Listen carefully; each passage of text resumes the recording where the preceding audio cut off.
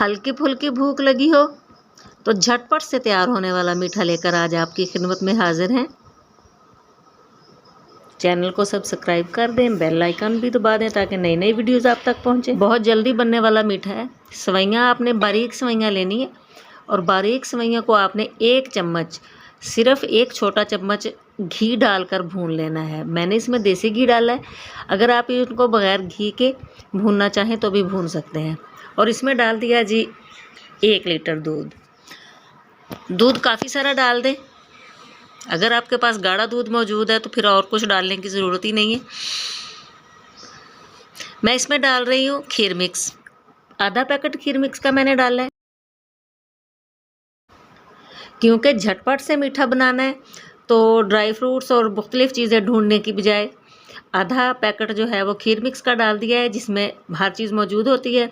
चीनी अपने हिसाब से आप डाल लें, कम या ज़्यादा डाल सकते हैं अपने जायके के हिसाब से।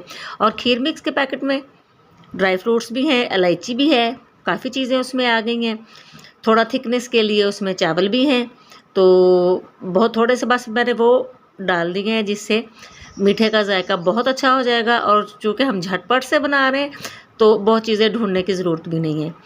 बालाई मैंने डाल ली है। आप बाज़ार वाली क्रीम डाल सकते हैं, बालाई डाल सकते हैं। अगर आपके पास गाढ़ा दूध मौजूद है तो आप कुछ भी ना डालें, तब भी ये मीठा बहुत मज़े का बनेगा। चैनल को सब्सक्राइब कर दें, बेल आइकन भी दबा दें ताकि नई नई वीडियोज़ आप तक पहुँचे। गर्मा गर्म खाने के लिए तो बहुत ही मज़ेदार है।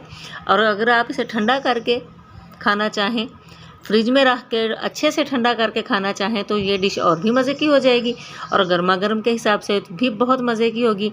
ज़रूर बनाइएगा और बताइएगा कि कैसा बना।